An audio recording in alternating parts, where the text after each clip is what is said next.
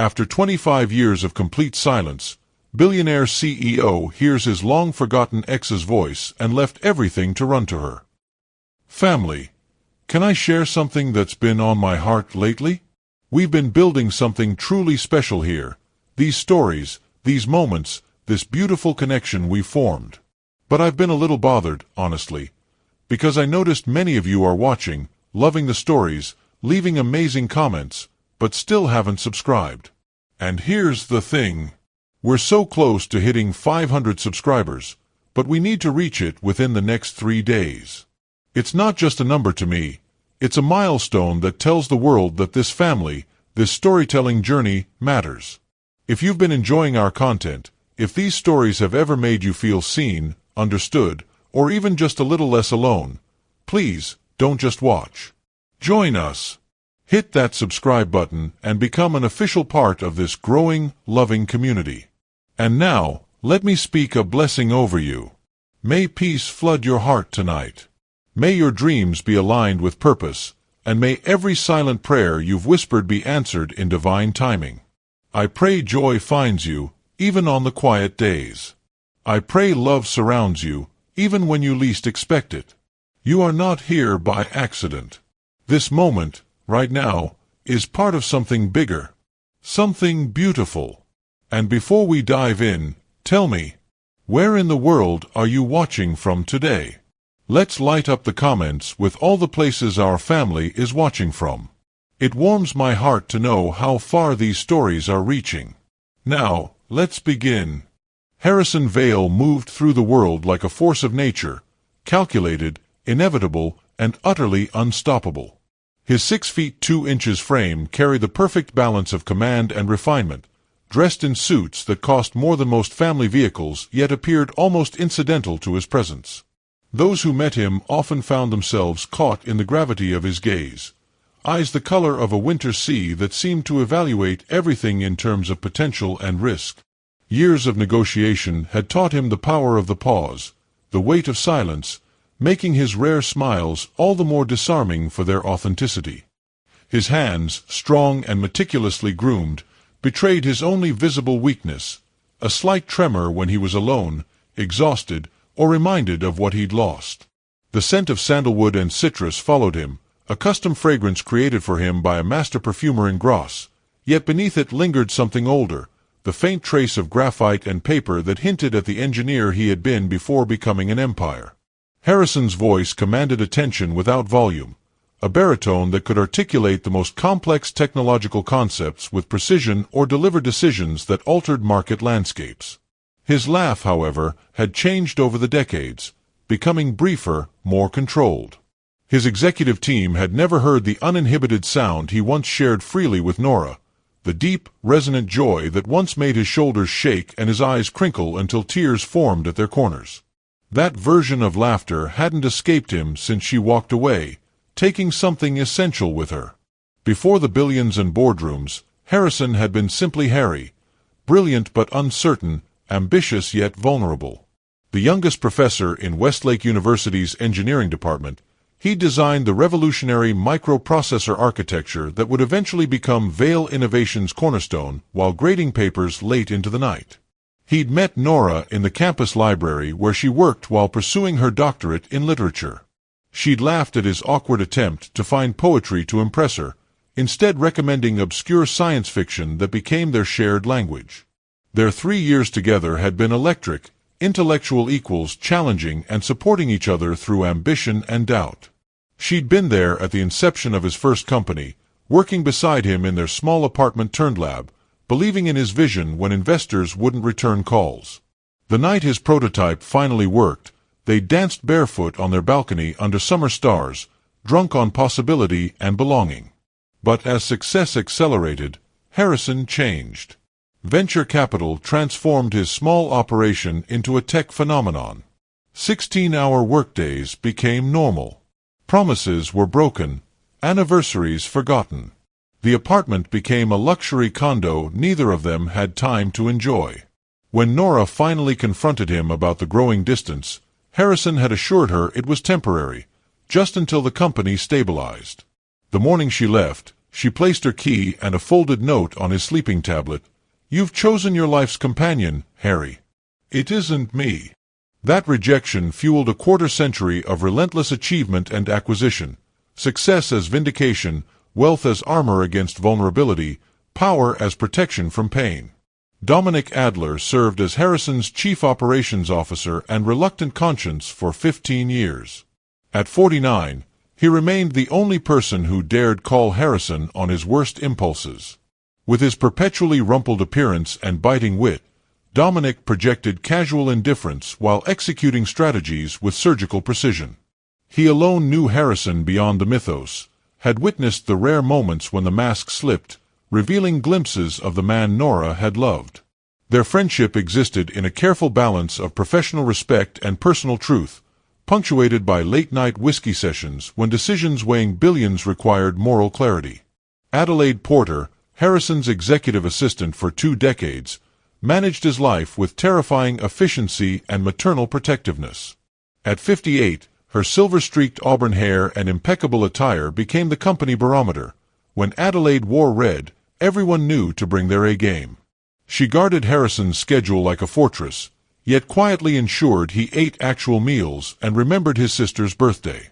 Adelaide had never met Nora but had formed distinct opinions about the woman whose absence shaped her employer's life. Phoebe Vale Richardson, Harrison's younger sister by 7 years, represented his only genuine family connection. Running the Vale Foundation with passionate idealism, Phoebe channeled billions into global education initiatives while raising 2 teenagers with her wife, Marielle. Despite his demanding schedule, Harrison never missed Sunday dinner at their brownstone.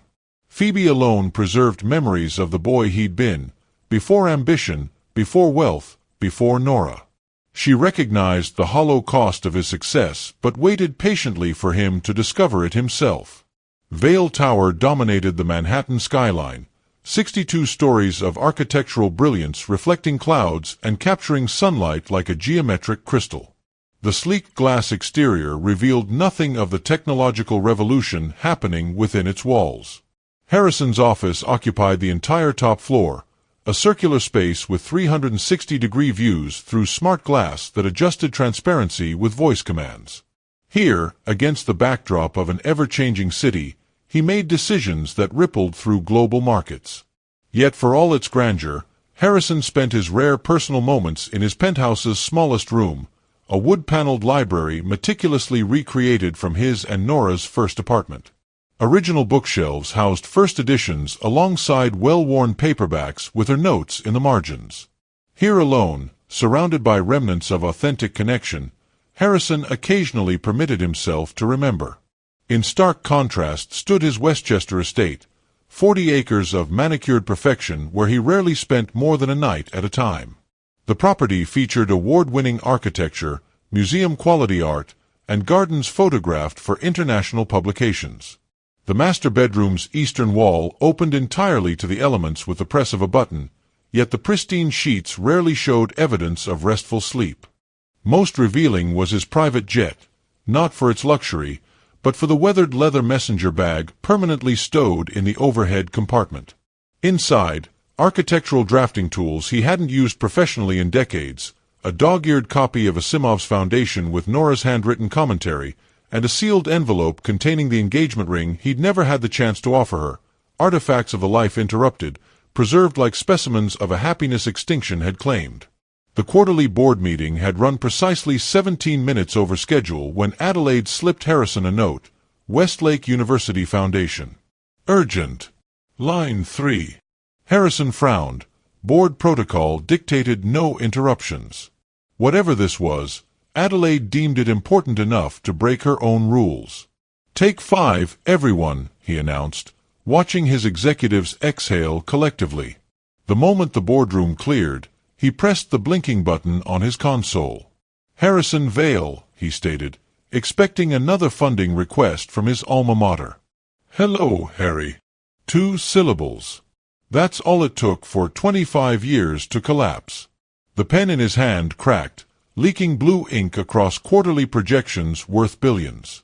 His free hand gripped the table edge as the room seemed to tilt sideways. "Nora!" His voice emerged unfamiliar, stripped of the authority that commanded global markets, revealing instead the abandoned man beneath the billionaire. "I'm sorry to call you directly. I wouldn't have accepted." A slight tremor interrupted her sentence. That hesitation, so familiar after all these years, created a physical ache in his chest. Her voice had deepened slightly with age, but retained the cadence that had once narrated his dreams. "Are you all right?" The question escaped before he could compose himself. "I'm fine." Another pause. "I'm calling about the Westlake Literary Archives. The university is selling the collection to developers unless someone intervenes. I know you donate to the engineering department, but these manuscripts are irreplaceable cultural treasures. I thought perhaps—" "Where are you?" Harrison interrupted, surprising himself with the urgency in his tone. "I'm still at Westlake. I curate the collection now, but that's not important. These manuscripts—" "I'll be there tomorrow," Harrison said, already standing, already decided. "Harry, that's not necessary. A donation would be—" 25 years, Nora," he said softly. "We should at least talk face to face." The silence stretched between them before she finally whispered, "The archives close at 5. Harrison sat motionless long after the call ended, his mind cataloging every nuance of her voice while his heart performed calculations no algorithm could process. The implications of her call, and his reaction, were simultaneously clear and incomprehensible.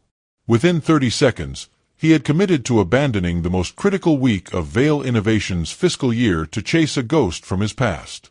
"Adelaide." His voice activated the intercom. "Clear my schedule for the next week. Have the jet ready in 2 hours.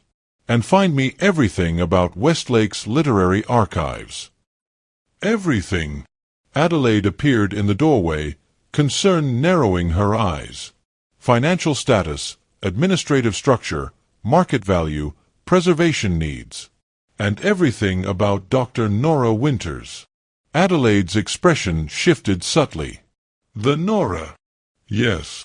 The single syllable carried decades of unresolved history. "The board won't be happy about Tokyo," Adelaide reminded him gently.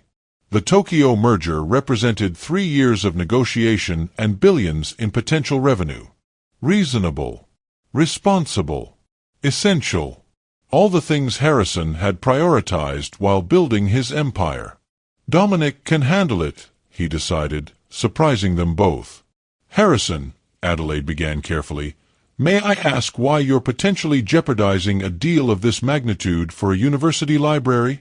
Looking up, Harrison revealed a vulnerability Adelaide had never witnessed. "Because for 25 years, I've built a life around the certainty that I would never hear her voice again." And in 30 seconds, she dismantled that certainty without even trying. Alone in his private elevator, Harrison confronted the truth he'd avoided for decades. He'd constructed Vale Innovations as a monument to what he'd lost, success as substitute for connection, achievement as antidote to abandonment. Yet one phone call had exposed the foundation of his empire. Everything he'd built existed because she had left, and nothing he'd accomplished had filled the space she once occupied. My dear souls, have you ever experienced that moment of absolute clarity when you realize you've spent years building a life around avoiding pain rather than pursuing joy? That instant when priorities you thought cemented suddenly seem malleable? I see you nodding. So many of us construct elaborate fortresses against heartbreak without realizing we've also walled ourselves away from love. If this resonates with your journey, tap that like button and share below what woke you from your own emotional hibernation. Sometimes the bravest act is dismantling what we've built to reach for what truly matters. Let's continue Harrison's awakening together. The Vale corporate jet sliced through darkness while Harrison reviewed Adelaide's research. Westlake's literary archives faced imminent destruction. The university board had already approved selling the historic building to developers planning luxury condominiums. The priceless manuscript collection would be dispersed to various institutions, effectively dismantling Nora's life's work. Only an emergency injunction or significant financial intervention could halt the process, both requiring influence Harrison possessed in abundance but rarely deployed for personal reasons. His phone vibrated with Dominic's name flashing on screen. "The Tokyo team is threatening to walk," his COO stated without preamble. "They're insulted you're not handling negotiations personally." "Offer them exclusivity on the quantum processor integration," Harrison replied, eyes fixed on Nora's faculty photograph. The years had treated her kindly, silver threads illuminating her copper hair, laugh lines framing eyes still bright with intelligence and warmth. "We've spent 3 years avoiding exclusivity," Dominic reminded him. "Then find another solution. You have full authority." "Harrison," Dominic's voice lowered, "Vale stock dropped 4 points on news you've left town. The board's called an emergency meeting for tomorrow. There are rumors you're having a breakdown." The implications registered peripherally. A 4-point drop represented billions in market value. Board intervention could trigger investor panic. In 25 years, Harrison had never placed personal matters above company interests, the foundation of stakeholder confidence now threatened by his impulsive departure. "Handle it, Dominic," Harrison said with finality, ending the call. His sister's message followed immediately. "What's happening?" "Marielle's investment group is panicking about Vale's stability. Are you okay?" Before he could respond, Adelaide forwarded an urgent alert. Financial journalists were connecting his sudden departure with rumors of the Tokyo deal collapsing. Speculation about health issues and leadership stability dominated business channels. The empire he'd spent decades building was experiencing its first genuine crisis of confidence, all because he'd abandoned routine for the chance to see Nora Winters again. The rational choice was clear: return immediately, reassure investors, salvage the Tokyo negotiations, and restore market confidence. The manuscripts could be saved with a single wire transfer and press release, no personal appearance required. As the plane began its descent, Harrison's phone lit up with Phoebe's incoming call. He answered to her uncharacteristic directness. "Is this about her? After all this time?" "Yes," he admitted simply. "Then listen carefully," his sister said, her voice softening. "When she left, you poured everything into becoming someone who couldn't be hurt again. You succeeded brilliantly at creating Harrison Vale, global tech titan. But you failed miserably at remaining Harry, the brother I loved, the man she did too. If there's even the slightest chance of finding him again, nothing else matters. Not Vale stock, not Tokyo, not the board." As the plane touched down on the darkened Westlake airfield, Harrison faced the escalating cost of his decision. His financial empire trembled while his carefully constructed identity crumbled.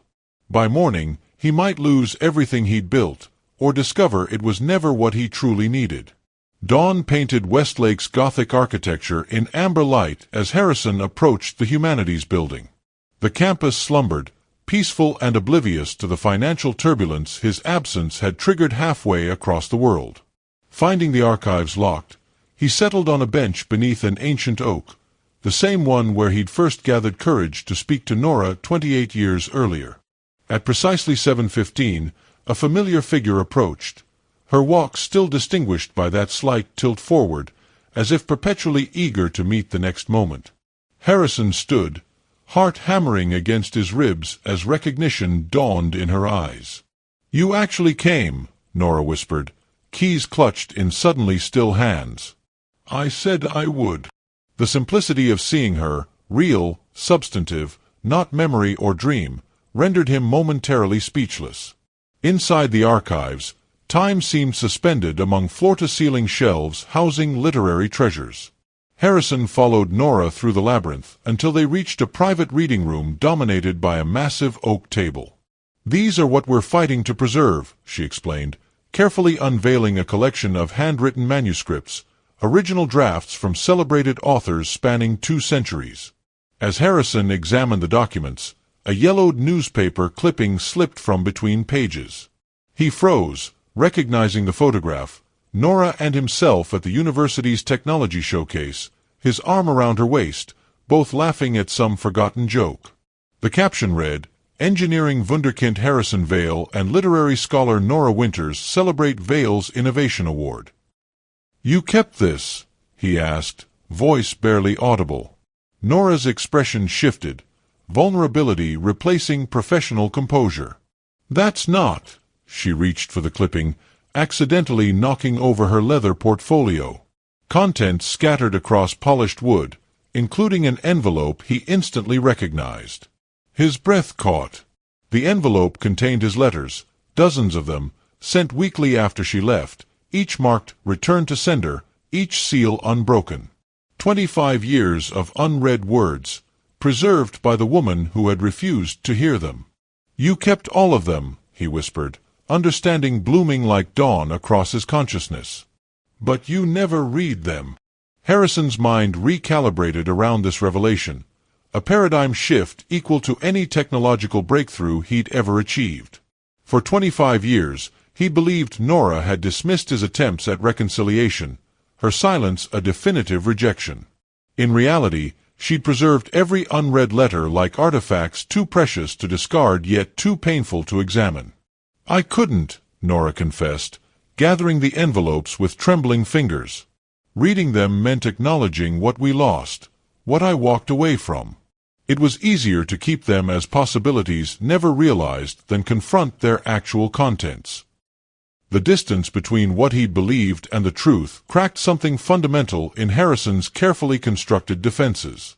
He'd built an empire as testament to her absence, each achievement silently dedicated to proving her wrong for leaving.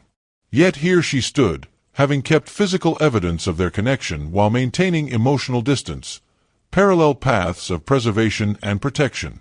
"For 25 years, he said softly, "I've told myself a story about why you left and why you stayed gone.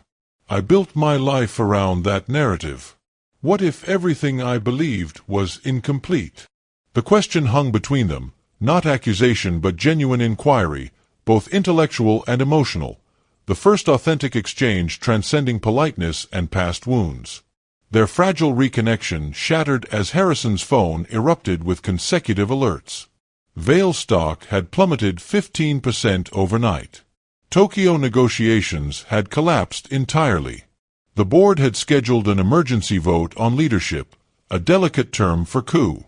His 25-year reign as CEO faced imminent termination unless he returned immediately. "You need to go," Nora stated, reading his expression with startling accuracy. "The archives," he began, mind racing through potential solutions. "Were never why you came," she finished gently. "Your company needs you, Harry." His name and her voice, the diminutive no one had used in decades, struck deeper than financial crisis. Looking at her across manuscripts ancient and precious, Harrison faced the most consequential decision since she'd left: return to salvage his empire or remain to explore what might still exist between them. "Everything I've built is at risk," he acknowledged, watching her carefully. "Because you came here," she added, guilt shadowing her features. "Because I finally had a reason that mattered more than Vale innovations." The admission surprised them both. His phone rang again, Dominic's name flashing urgently. In that suspended moment, Harrison Vale, billionaire, innovator, empire builder, found himself at the crossroads he'd spent 25 years avoiding, forced to decide what truly constituted irreplaceable value. "I need 48 hours, Harrison told Dominic, voice steady despite the chaos erupting across financial markets. "Stabilize what you can. I'll address the board via video conference this afternoon." Ending the call, he turned to find Nora watching him with a complex mixture of concern and something unreadable. "Your company is collapsing because you came here," she stated flatly. "It's experiencing turbulence," he corrected, "not collapse."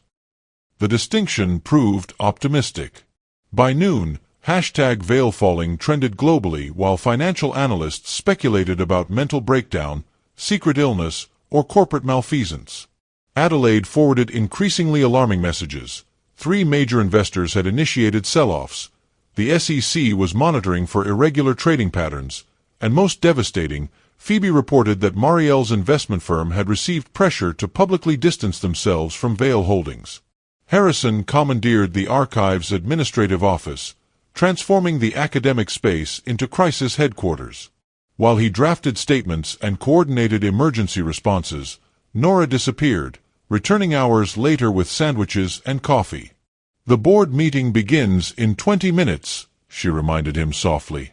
He nodded gratefully, noticing she prepared his coffee exactly as he preferred, oat milk, no sugar, a detail she'd somehow retained across decades. The observation nearly undid him amid financial catastrophe. The video conference unfolded disastrously.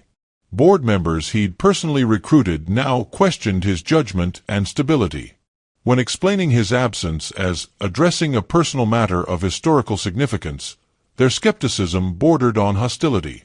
Vale Innovations has lost $16 billion in market value since yesterday, Chairwoman Vega stated coldly. Your personal matter has cost shareholders dearly. I'll recover those losses, Harrison assured them. Perhaps someone else should, suggested Malcolm Reed, his longest-serving board member. We're calling for a confidence vote at tomorrow's emergency session. If you're not physically present, Harrison, we'll interpret that as resignation. As screens darkened, leaving Harrison staring at his own reflection, Nora touched his shoulder tentatively. You have to go back. Before he could respond, her office phone rang, the university president demanding her immediate presence. Harrison watched her departure, recognizing the familiar straightening of her shoulders that signaled preparation for confrontation. His own phone chimed with Phoebe's text, board members privately contacting major shareholders. They're organizing against you. Adelaide's message followed, Tokyo team now in discussions with Nexus Systems. Our proprietary architecture at risk. Then Dominic, legal counsel advises your continued absence constitutes abandonment of fiduciary duty. Potential shareholder lawsuits imminent. Each message represented another fissure in the foundation of everything he'd built. The rational decision was obvious. Charter the jet immediately, reclaim his corporate throne, and salvage what remained of Vale Innovations. The manuscripts could be purchased remotely, Nora's collection saved through traditional philanthropy. Yet when she returned an hour later, eyes bright with unshed tears, rational calculation faltered. They're accelerating the archive sale, she reported, voice breaking slightly. The president claims emergency financial measures require immediate liquidation. They're moving the manuscripts to secure storage tomorrow pending disbursement. Let me help, Harrison offered reflexively. By tomorrow afternoon, you may not have a company left to help with, she reminded him, unwittingly echoing his board's ultimatum. Outside, media vans began assembling at campus entrances, Harrison's location having leaked to financial press. His phone buzzed continuously with escalating crises demanding immediate attention, while Nora meticulously catalogued cultural treasures facing imminent dispersion. Two parallel emergencies unfolded in unbearable proximity, his life's work disintegrating while hers faced extinction. Between them stood the unresolved past, 25 years of silence suddenly deafening in its implications. As evening descended, they worked in companionable silence, Harrison navigating corporate catastrophe while Nora documented irreplaceable manuscripts. The familiar rhythm of shared concentration evoked memories of their early days, working late in their apartment on respective passions. Do you ever wonder, Harrison asked suddenly, what would have happened if you'd stayed? Nora's hand stilled over an author's annotated manuscript. Every day for 25 years, she admitted quietly. Why didn't you read the letters? The question had haunted him since discovering the unopened envelopes. Setting aside white cotton gloves, Nora met his gaze directly. Because I was afraid of what I might have said, of what I might have done. Her voice trembled slightly. I left because I couldn't bear being secondary in your life anymore, Harry. Your work always came first, every dinner cancelled, every weekend interrupted, every conversation distracted. I became an afterthought in my own relationship. She gestured toward the window where camera lights illuminated the gathering media circus. "Look at what's happening because you've been away for one day. That's who you became, someone whose absence creates global financial chaos." Reading those letters might have revealed a moment of regret or promises to change, but this crisis proves what I always knew. Your company will always be your priority. The assessment struck with surgical precision, lancing decades of self-deception. Harrison had convinced himself that building Vale Innovations represented dedication to excellence rather than escape from vulnerability.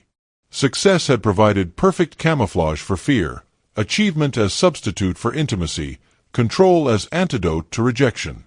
"You're right," he acknowledged, the admission physically painful.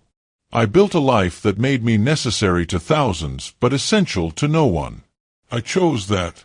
But you need to understand something fundamental, Nora. I'm watching my company implode, and all I can think about is whether there's even the smallest chance for us to recover what we lost." Her eyes widened, professional composure fracturing to reveal the woman beneath. "There is no us, Harry. There hasn't been for 25 years. Then why keep the letters?" he challenged gently. "Why preserve every newspaper clipping, every memory? Why call me now when the archives have been threatened for months?" The questions hung between them, neither acknowledging the tremulous possibility they represented, that perhaps the silence had never truly been complete. "My precious family, isn't it fascinating how we often build our entire identities around avoiding the very things we most desperately need?" Harrison constructed an empire while running from vulnerability, while Nora preserved physical memories while avoiding their emotional content. I see so many of you relating to this journey in the comments. If you're finding pieces of your own story reflected in theirs, please tap that subscribe button and turn on notifications. We're approaching the most transformative moment in Harrison and Nora's journey, and I promise, the revelation coming next will illuminate something profound about love, forgiveness, and second chances. As midnight approached, security alerts buzzed on Harrison's phone. Campus police reported media breaching perimeter barriers. Simultaneously, Adelaide warned that board members had secured enough proxy votes for tomorrow's confidence motion. "You need to leave," Nora insisted, gathering his documents. "Use the service tunnels before reporters surround the building." "I'm not leaving until you tell me the real reason you called after all these years," Harrison insisted, something in her earlier evasiveness finally registering. "The archives have faced closure for months. Why contact me now?" Nora's expression shifted, vulnerability replacing professional detachment. She drew a deep breath, reaching for an aged leather journal hidden among the manuscripts. "Because of this," she whispered, opening it to reveal a truth that would change everything. The journal lay open between them, its pages filled with Nora's distinctive handwriting, elegant yet practical, just as he remembered.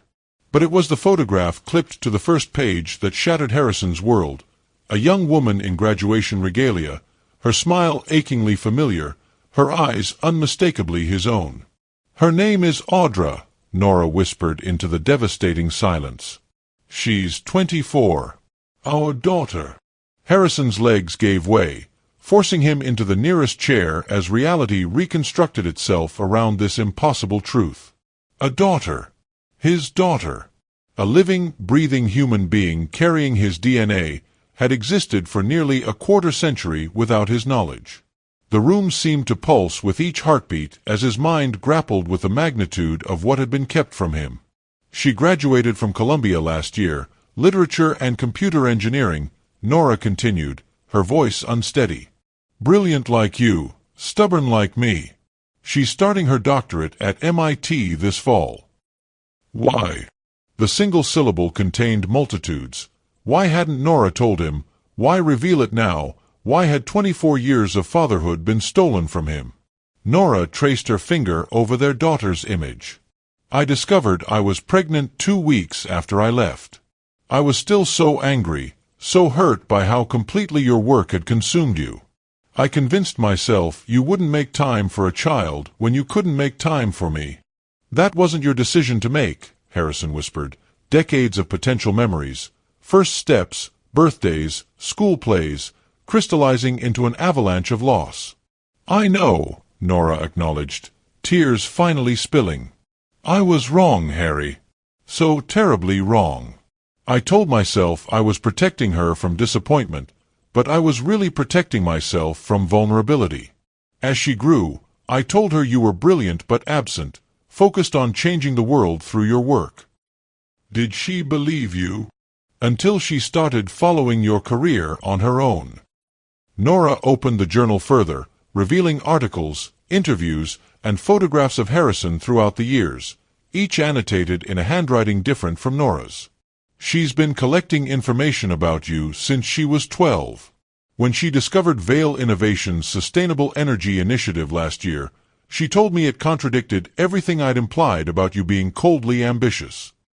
Harrison stared at his daughter's meticulous documentation of his life, her attempt to know a father who didn't know she existed. "Does she know you're telling me about her?" "She's the reason I called you," Nora admitted. When the archives received the final closure notice, she said, "Mom, it's time to stop hiding. Call my father." Dawn found Harrison standing at the archives window, watching early light illuminate the campus. Behind him, his phone had finally fallen silent, the batteries dead after hours of ignored crisis alerts. For the first time in decades, Vale Innovations' fate seemed remarkably insignificant compared to the revelation reshaping his understanding of purpose. "I would have come back for you," he said quietly as Nora joined him. "If I'd known about her, nothing would have kept me away." "I know that now," she acknowledged. "It took me years to recognize that I judged you based on who you were becoming, not who you might have been given the chance." Harrison turned to face her, decades of carefully constructed identity falling away. "I built Vale thinking achievement would fill the space you left. It never did. Now I discover I've missed my daughter's entire life pursuing something that was always hollow at its core." "You haven't missed her entire life," Nora corrected gently. "She wants to meet you. That's why I finally reached out. Audra's been accepted to 3 doctoral programs, including the Vale Innovation Fellowship at MIT. She wanted my permission to use her real name, Vale, and to contact you directly. I realized I couldn't let her enter your life without preparing you first." Something fundamental shifted within Harrison, priorities realigning with seismic force. The empire that had consumed his existence suddenly appeared in proper perspective, not a reflection of his worth but merely the product of his talent. What mattered, what had always mattered, was standing before him, offering a second chance at connections he believed forever lost. "The board votes in 4 hours," he said, surprising himself with how little that fact disturbed him. "I need to make several calls." The archives conference room transformed into command central as Harrison executed the most important negotiation of his career. Not to save his company, though that would happen incidentally, but to redefine his legacy. First came the call to Dominic, "Activate Project Phoenix." His CEO's stunned silence spoke volumes. Project Phoenix, Harrison's contingency plan for hostile takeover attempts, would convert his controlling shares into a special class with 10x voting rights, effectively neutralizing the board's confidence vote. "You've been sitting on this for years?" Dominic finally asked. "Insurance," Harrison explained. "Now I'm using it differently than intended. Announce my permanent transition to executive chairman. You'll be named CEO. The board can ratify or resign." Next, he called Adelaide, "Prepare the Vale Foundation for a major announcement. We're establishing the Westlake Literary Preservation Trust with an initial endowment of $300 million. The archives will be renovated, expanded, and permanently protected." Her voice filled with understanding. "This is about more than manuscripts, isn't it?" "It's about legacy," he confirmed. "The real kind." Finally, he called Phoebe. "I need you to meet someone important. My daughter." His sister's momentary silence dissolved into tearful laughter. I always knew there was a reason you kept that ridiculous stuffed elephant in your office. How long have you known? Since last night. She's 24, brilliant, and apparently has my eyes. Does this mean Harrison Vale is finally becoming Harry again? Phoebe asked softly. Looking across the room at Nora, who was arranging a video call on her laptop, Harrison felt certainty settle within him. I think Harry's been trying to get out for 25 years. He just needed the right reason. As Nora beckoned him over, he glimpsed a young woman's face on screen, features reflecting both her parents in perfect harmony. His daughter. Waiting to meet him at last. 6 months transformed Harrison's world beyond recognition. Vale Tower still dominated the Manhattan skyline, but its creator now spent more time in the modest faculty residence at Westlake University, where he'd accepted a position teaching computational engineering 1 semester yearly. The Vale Winter Center for Literary and Technological Innovation, housed in the expanded archives, had become his primary focus, alongside something infinitely more precious, building a relationship with his daughter. Today, he sat beside Nora on a campus bench beneath their oak tree, watching Audra deliver a guest lecture on digital preservation of literary artifacts. Through the classroom window, they could see her gesturing animatedly, Nora's expressiveness paired with Harrison's precision, a living bridge between their worlds. "She's remarkable," Harrison murmured, still discovering new facets of his daughter daily.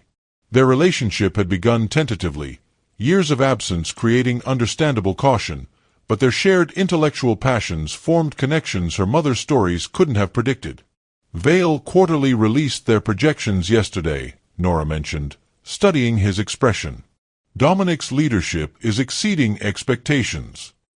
Harrison nodded. The board that tried to remove me now claims the succession plan was their idea all along. Do you miss it?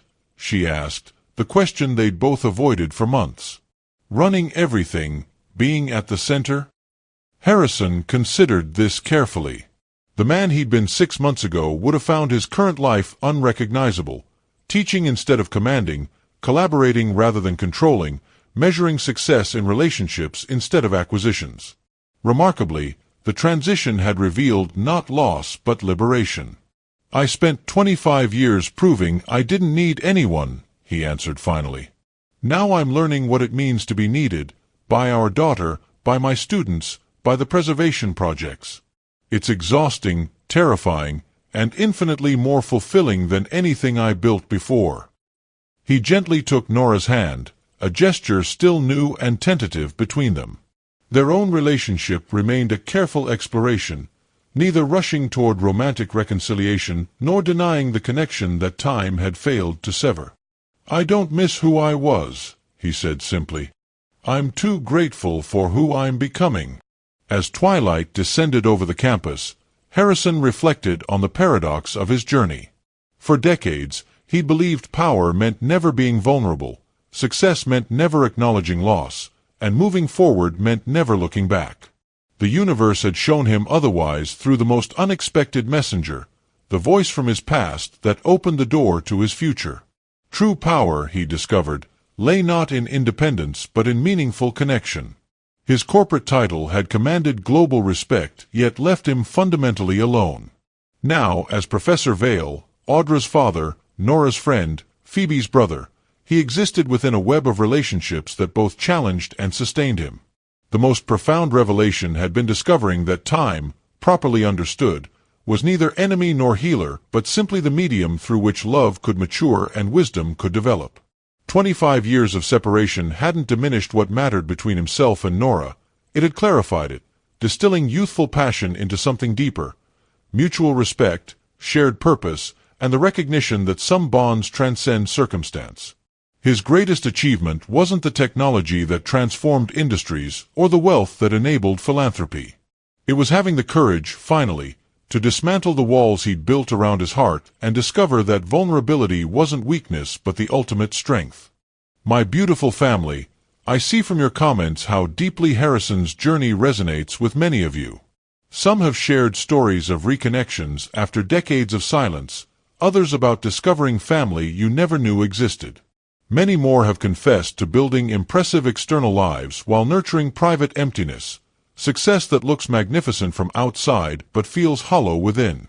This story touches something universal in the human experience, our tendency to construct elaborate defenses against pain that inadvertently block joy as well. We pursue achievement, perfection, or independence to avoid vulnerability, not realizing that meaningful connection requires precisely what we fear most: opening ourselves to potential hurt. Whether you're currently guarding your heart behind professional success, afraid to reach out to someone from your past, or hesitating to reveal your authentic self, remember Harrison's realization: the very walls we build for protection eventually become our prisons. Your turning point might not involve a billion-dollar company or long-lost child, but the principle remains. Sometimes our greatest growth begins when we step away from what we've built to pursue what truly matters. The journey toward authentic connection often requires dismantling our most impressive fortresses, a terrifying process that leads to our most profound liberation. Before we part today, my cherished friends, I invite you to consider: what fortress have you built that might actually be your prison? What voice from your past might hold the key to your future? Perhaps there's a conversation you've been avoiding, a vulnerability you've been protecting, or a truth you've been hiding, even from yourself. If Harrison and Nora's journey has touched something in your heart, take a moment to share below how their story connects with yours. Our community grows stronger when we recognize ourselves in each other's experiences. For those finding special meaning in today's narrative, please consider subscribing and turning on notifications. Every day, we explore these profound human journeys together, finding light in shared stories that illuminate our own paths. Remember, my beautiful souls, it's never too late to hear the voice that calls you toward authenticity. It's never too late to leave behind what you've built for what truly matters. And it's never too late to discover that your greatest strength lies not in what you achieve alone, but in what you become brave enough to share with others. Until next time, may you find the courage to answer when love calls your name, even after 25 years of silence.